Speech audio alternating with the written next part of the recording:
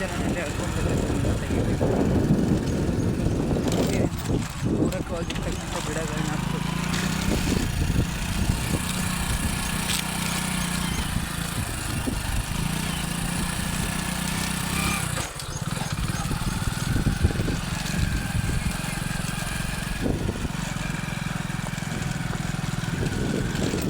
ಪ್ರೇಮಿಗಳ ಸುಂದರ ತಾಣ ಮೀನಾಕ್ಷಿಪುರ. ನಾನು ನೋಡ್ತಾ ಇರ್ತೀನಿ, ನೋಡೋದು ಇರ್ತದೆ.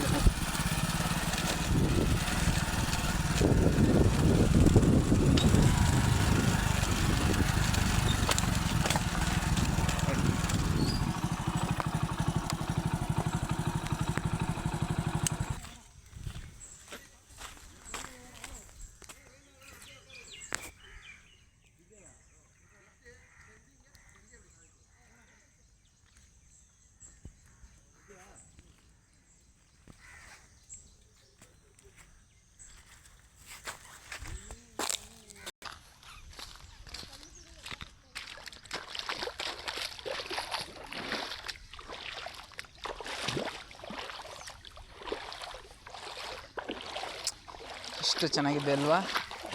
ನಮ್ಮ ಜನ ಎಂಥ ಅಯೋಗ್ಯರು ಅಂದರೆ ಇಂಥ ಸ್ಥಳಗಳನ್ನ ನೋಡೋಕೆ ಬರ್ತಾರೆ, ಅಲ್ಲೇ ಪ್ಲಾಸ್ಟಿಕ್ಕು ಬಾಟ್ಲು ಎಲ್ಲ ಬಿಸಾಕ್ತಾರೆ. ಇದರಿಂದ ಏನು ಸಮಸ್ಯೆ ಐತೆ ಅಂತ ಒಂದು ಚೂರು ಪರಿಜ್ಞಾನ ಇಲ್ಲ ಅಯೋಗ್ಯರು. ನೋಡಿ, ನೀಟಾಗಿ ಬಂದು ಪಾರ್ಟಿ ಮಾಡಿ ಎಣ್ಣೆ ಕುಡಿದಿದ್ದಾರೆ, ಇಲ್ಲೇ ಬಿಸಾಕ್ಬಿಟ್ಟಿದ್ದಾರೆ ಬಾಟ್ಲುಗಳನ್ನ.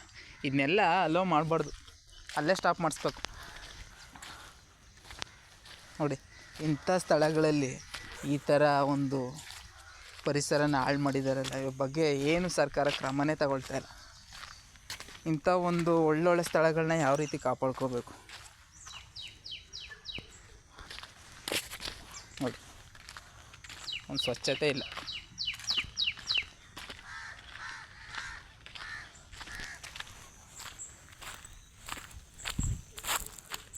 ಮಾತ್ರ ಒಳ್ಳೆಯ ಜಾಗ ನೋಡೋಕ್ಕೆ ಮತ್ತೆ ಮತ್ತೆ ಬರ್ತಾ ಇರಬೇಕು ಅಂತ ಅನಿಸುತ್ತೆ. ಆದರೆ ನೀರು ಕಡಿಮೆ ಆದಾಗ ಬರೋಕ್ಕೆ ಸ್ವಲ್ಪ ಬೇಜಾರಾಗುತ್ತೆ. ನಾನು ಫಸ್ಟ್ ಟೈಮ್ ಬಂದಿದ್ದು 2010ರಲ್ಲಿ. ನಾನು ನಮ್ಮ ತಾತ ಮೀನು ತರೋಕ್ಕೆ ಅಂತ ಬಂದಿದ್ದು. ಇಂಥದ್ದೊಂದು ಪ್ಲೇಸ್ ಇದೆ ನಮ್ಮ ಮೈಸೂರಲ್ಲಿ ಅಂತ ನಂಗೆ ಗೊತ್ತೇ ಇರಲಿಲ್ಲ ಅವಾಗ. ಆಗ ಬಂದಲ್ಲಿ ತುಂಬ ಸಂತೋಷ ಆಯಿತು.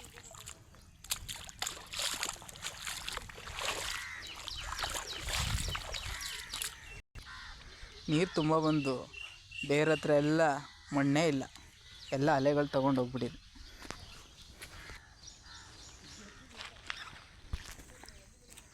ಆನಂದೂರು ಗ್ರಾಮ ಪಂಚಾಯಿತಿ ಪ್ರಕಟಣೆ. ಮೀನಾಕ್ಷಿಪುರದ KRS ಹಿನ್ನೀರು ಪ್ರದೇಶದಲ್ಲಿ ಈಜುವುದಕ್ಕೆ ಹೋಗಿ ಸಾಕಷ್ಟು ಯುವಕರು ಮರಣ ಹೊಂದಿರುತ್ತಾರೆ. ಆದ್ದರಿಂದ ಹಿನ್ನೀರು ಪ್ರದೇಶದಲ್ಲಿ ಈಜುವುದು ಮತ್ತು ನೀರಿನ ಒಳಗೆ ಇಳಿದು ಆಟ ಆಡುವುದನ್ನು ನಿಷೇಧಿಸಿದೆ. ಹಾಗೂ ಮದ್ಯಪಾನ ಮಾಡುವುದು ಮತ್ತು ಪ್ಲಾಸ್ಟಿಕ್ ವಸ್ತು ಬಿಸಾಡುವುದು ನಿಷೇಧಿಸಿದೆ. ಮದ್ಯಪಾನ ಮತ್ತು ಕಾನೂನುಬಾಹಿರ ಚಟುವಟಿಕೆ ಮಾಡಿದ್ದಲ್ಲಿ 5,000 ರು ದಂಡ ಮತ್ತು ಶಿಕ್ಷೆ ವಿಧಿಸಲಾಗುವುದು. ಎಷ್ಟು ಬೋರ್ಡೇನೋ ಹಾಕಿದ್ದಾರೆ, ಎಷ್ಟರ ಮಟ್ಟಕ್ಕೆ ಪಾಲನೆ ಮಾಡಿದ್ದಾರೆ ಅಂತ ಗೊತ್ತಿಲ್ಲ. ಅದೆಲ್ಲ ನೀಟಾಗಿ ಪಾಲನೆ ಮಾಡಿದರೆ ಯಾಕೆ ಇಷ್ಟೊಂದು ಪ್ಲಾಸ್ಟಿಕ್ ಬರ್ತಾಯಿತ್ತು? ಜನ ಬರಬೇಕಾದ್ರೆ ಅಲ್ಲೇ ಚೆಕಿಂಗ್ ಮಾಡಿ ಅವ್ರ ಹತ್ರ ಫೈನ್ ಹಾಕ್ಸಿ ಇನ್ನೊಂದು ಸರಿ ತರಬೇಡಿಯಪ್ಪ ಅಂತ ಹೇಳ್ಬೇಕಾಯ್ತು. ಆಗ ಬರ್ತಾಯಿರಲಿಲ್ಲ. ಮಾತ್ರ ಒಳ್ಳೆ ಪ್ಲೇಸ್ ನೋಡೋಕ್ಕೆ ತುಂಬ ಚೆನ್ನಾಗಿದೆ, ಮತ್ತೆ ಮತ್ತೆ ಬರ್ತಾ ಇರಬೇಕು ಅಂತ ಅನಿಸುತ್ತೆ. ಸೆಕೆಂಡ್ ಟೈಮು 2017ರಲ್ಲಿ ನಾವು PUC ಓದಬೇಕಾದ್ರೆ ಮಹಾಜನ ಕಾಲೇಜಲ್ಲಿ ನಾನು ಸಾಗರ್ ಇಬ್ಬರು ಬಂದಿದ್ವಿ. ತುಂಬ ಚೆನ್ನಾಗಿತ್ತು, ಮಿಸ್ ಮಾಡ್ಕೊಳ್ತಿದ್ದೀನಿ ಅವನ್ನ. ಮತ್ತೆ ಕರ್ಕೊಂಡು ಬರ್ತೀನಿ.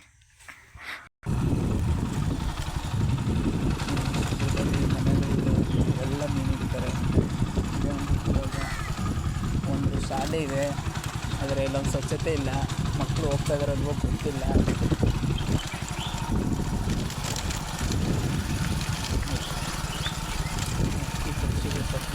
ಸುಂದರ ವಾತಾವರಣ. ಇಂಥ ಪ್ಲೇಸ್ಗಳಿಗೆ ಬರಬೇಕು, ನೋಡಿಕೊಂಡು ಇಷ್ಟು ಚೆನ್ನಾಗಿದೆಯಲ್ಲ ಬಂದು ಹೋಗ್ಬೇಕು. ಈ ಸ್ಥಳಗಳನ್ನೆಲ್ಲ ನಾವು ಮಾಲಿನ್ಯ ಮಾಡಬಾರ್ದು, ತಪ್ಪದು.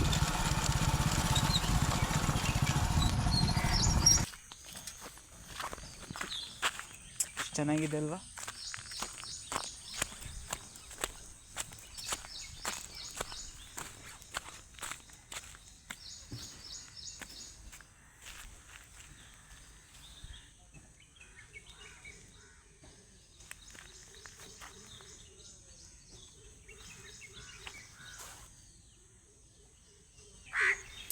ನೋಡಿ ಅಲ್ಲಿ ಕಾಣಿಸ್ತಾ ಇದೆಯಲ್ಲ, ಅದು KRS ಡ್ಯಾಮು. ತುಂಬ ಚೆನ್ನಾಗಿದೆ. ಲಾಸ್ಟ್ ಟೈಮು ನಾನು ನಮ್ಮಣ್ಣ ನಮ್ಮಮ್ಮ ಅಜ್ಜಿ ಎಲ್ಲ ಹೋಗಿದ್ವಿ. ಆ್ಯಂಡ್ ಹಂಗೆ ಅದ್ರ ಪಕ್ಕ ವೇಣುಗೋಪಾಲ ಸ್ವಾಮಿ ಟೆಂಪಲ್ ಇದೆ, ಅದು ತುಂಬ ಚೆನ್ನಾಗಿದೆ. ಶ್ರೀ ಹರಿಕೋಡೆಯವರು ಅದನ್ನು ಮಾಡಿರೋದು. ಅಂದರೆ ಒಳಗೆ ಅದು ಮುಚ್ಚೋಗ್ಬಿಟ್ಟಿತ್ತು KRS ಡ್ಯಾಮ್ ಹಿಂದ್ಗಡೆ. ಅವರು ಅದನ್ನೆಲ್ಲ ತೆಗೆಸಿ ನೀಟಾಗಿ ಚೆನ್ನಾಗಿ ಮಾಡಿದ್ದಾರೆ. ಅದು ಅಲ್ಲಿದೆ, ಅದು ಚೆನ್ನಾಗಿದೆ. ಅಲ್ಲಿ ನಿಂತ್ಕೊಂಡು ನೋಡಿದ್ರೆ ಮೀನಾಕ್ಷಿಪುರ ಕಾಣಿಸುತ್ತೆ, ಮೀನಾಕ್ಷಿಪುರ ನಿಂತ್ಕೊಂಡು ನೋಡಿದ್ರೆ ವೇಣುಗೋಪಾಲ ಸ್ವಾಮಿ ಟೆಂಪಲ್ ಕಾಣಿಸುತ್ತೆ. ಇದೆಲ್ಲ ಚೆನ್ನಾಗಿರುತ್ತೆ. ಮತ್ತು ಸಾಧ್ಯವಾದರೆ ನೀವು ಒಂದು ಸಲ ಬನ್ನಿ, ಒಂದ್ಸಲ ಪದೇ ಬರ್ತಾಯಿರಿ. ಆವಾಗ ಮನಸ್ಸಿಗೊಂದು ಅಗ್ರ ಆಗುತ್ತೆ, ಅಂದರೆ ರಿಲ್ಯಾಕ್ಸ್ ಆಗುತ್ತೆ. ಎಲ್ಲ ಈ ಜೀವನದಲ್ಲಿ ಒತ್ತಡ, ಟೆನ್ಷನ್ ಇದೆಲ್ಲ ಕಡಿಮೆ ಆಗುತ್ತೆ.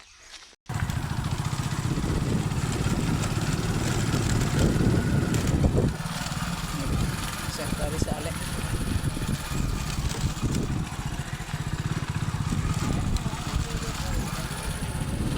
ದೇವಸ್ಥಾನ.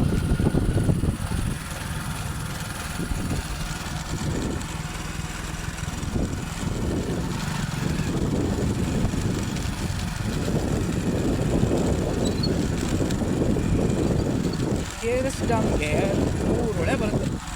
ಲಕ್ಷ್ಮಣ ತೀರ್ಥ ಮೈಸೂರು ಕಡೆಯಿಂದ, ಆಮೇಲೆ KRSಗೆ ಕಾವೇರಿ ನದಿ ಕೇರ್ನಗರ ಕಡೆಯಿಂದ ಬರುತ್ತೆ. ಇನ್ನು ಹೇಮಾವತಿ ಹಾಸನದಿಂದ ಎಲ್ಲ ಸೇರಿ 3 ನದಿಗಳು ಸೇರಿ KRS ಡ್ಯಾಮಿಂದ ನೀರು ನಿಲ್ಲುತ್ತೆ. ತುಂಬ ಚೆನ್ನಾಗಿದೆ.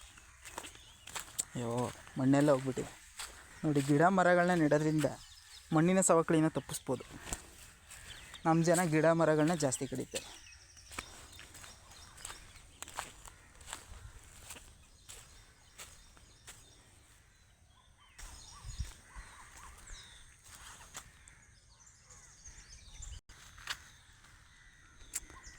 ನಾನು ಸಾಗರ್ 2017ರಲ್ಲಿ ಬಂದಾಗ ಇದೆಲ್ಲ ಆಟ ಆಡಿದ್ವಿ. ಅಂದರೆ ಜಾಸ್ತಿ ನೀರಿರಲಿಲ್ಲ, ಅವಾಗ ಸ್ವಲ್ಪ ಕಡಿಮೆ ಇತ್ತು. ಅವಾಗಿಲ್ಲ ಫುಲ್ ಕಡಿಮೆ ಇತ್ತು. ತುಂಬ ಚೆನ್ನಾಗಿತ್ತು ನೋಡೋಕೆ. ಅವಾಗಲೂ ಮತ್ತೆ ಬರಬೇಕು ಒಂದು ಸಲ ಅವ್ನು ಕರ್ಕೊಂಡು.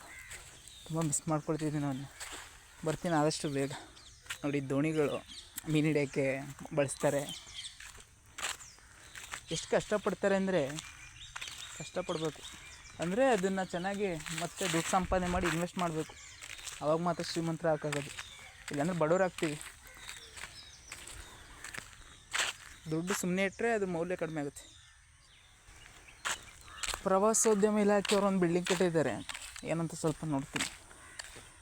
ಪ್ರವಾಸೋದ್ಯಮ ಇಲಾಖೆ 2018-19 ಸಾಲಿನ ಪ್ರವಾಸೋದ್ಯಮ ಇಲಾಖೆ ಅನುದಾನದಲ್ಲಿ ನಿರ್ಮಿಸಲಾದ ಮೂಲಭೂತ ಸೌಕರ್ಯ ಕಾಮಗಾರಿ ಅನುದಾನ. ಮೈಸೂರು ಜಿಲ್ಲೆ, ಮೈಸೂರು ತಾಲೂಕು, ಚಾಮುಂಡೇಶ್ವರಿ ಕ್ಷೇತ್ರದ ಶಾಸಕರಾದ ಶ್ರೀ GT ದೇವೇಗೌಡರ ಮಾರ್ಗದರ್ಶನದಂತೆ KRS ಹಿನ್ನೀರಿನ ಮೀನಾಕ್ಷಿಪುರ ಪ್ರವಾಸಿ ತಾಣ ಅಭಿವೃದ್ಧಿ ಕಾಮಗಾರಿ ವೆಚ್ಚ 50 ಲಕ್ಷನಾ? ಅಯ್ಯೋ ದೇವ್ರೇ, ಇಷ್ಟು ಚಿಕ್ಕ ಬಿಲ್ಡಿಂಗ್ 50 ಲಕ್ಷ ತಗೊಂಡಿದ್ದಾರಲ್ಲ. ಸರ್ಕಾರ ಉಳಿಯುತ್ತೆ ಹೆಂಗಾದರೆ? ದುರಂತ ಇದು. ಇದ್ರ ಬಗ್ಗೆ ಕ್ರಮ ತಗೋಬೇಕು. ನಮಗೆ ಒಂದು ಚಿಕ್ಕ ಮನೆ ಕಟ್ಟೋಕ್ಕೆ ಕೊಟ್ಟರೆ ಗ್ರಾಮ ಪಂಚಾಯತಿಯವರು 2 ಲಕ್ಷ 1.5 ಲಕ್ಷ ಕೊಡ್ತಾರೆ. ಇವ್ರು ಮಾತ್ರ ಈ ಥರ ಚಿಕ್ಕ ಬಿಲ್ಡಿಂಗ್ ಕಟ್ಟೋಕ್ಕೆ 50 ಲಕ್ಷ ತಗೊಂಡಿದ್ದಾರೆ. ನೋಡಿ, ನಾನು ಸುಳ್ಳು ಹೇಳ್ತಾ ಇಲ್ಲ. ಶೌಚಾಲಯ ನಿರ್ಮಾಣ ಮಾಡೋಕ್ಕೆ ಕಾಮಗಾರಿ ವೆಚ್ಚ 50 ಲಕ್ಷ. ಯಾರ್ಯಾರು ಎಲ್ಲೆಲ್ಲಿ ಲಂಚ ತಿಂದು ಈ ದೇಶದ ಸಂಪತ್ತನ್ನ ಲೂಟಿ ಮಾಡಿ ಅವರು ಅವ್ರ ಮಕ್ಕಳು ಮೊಮ್ಮಕ್ಕಳು ತಲೆಮಾರು ಕುಂತ್ಕೊಂಡು ತಿಂತಾರೆ. ನಮ್ಮ ಜನ ಮಾತ್ರ ನಮ್ಮ ಜಾತಿಯವನು, ನಮ್ಮ ಪಕ್ಷದವನು ಅಂತ ಓಟ್ ಹಾಕಿ 5 ವರ್ಷಕ್ಕೆ ಒಂದು ಸತಿ ಅವ್ರನ್ನ ಮತ್ತೆ ಕಳಿಸ್ತಾನೇ ಇರ್ತಾರೆ. ಅದು ಯಾವಾಗ ಬುದ್ಧಿ ಬರುತ್ತೋ ಅವ್ರಿಗೆ. ಇನ್ನು ನಮ್ಮ ದೇಶ ಯಾವಾಗ ಅಮೇರಿಕಾ ಜಪಾನ್ ಥರ ಆಗುತ್ತೋ ದೇವ್ರಿಗೆ ಗೊತ್ತು. ದೇವ್ರ ಮೇಲೆ ನಂಗೆ ನಂಬಿಕೆ ಇಲ್ಲ. ಸ್ವಲ್ಪ ನಮ್ಮ ಜನರಿಗೆ ಜ್ಞಾನ ಕೊಡಬೇಕು. ತಪ್ಪು ಕಂಡ್ರಪ್ಪ, ಈ ಥರ ಒಂದೇ ಪಕ್ಷಕ್ಕೆ ಓಟ್ ಹಾಕ್ಬೇಡಿ ಅಂತ ಹೇಳಬೇಕು. ನಮಸ್ಕಾರ ಫ್ರೆಂಡ್ಸ್, ಒಂದು ಸಲ ಬನ್ನಿ. ಮನೆಗೆ ಹೋಗ್ತಾಯಿದ್ದೀನಿ, ಟೈಮ್ ಆಯಿತು.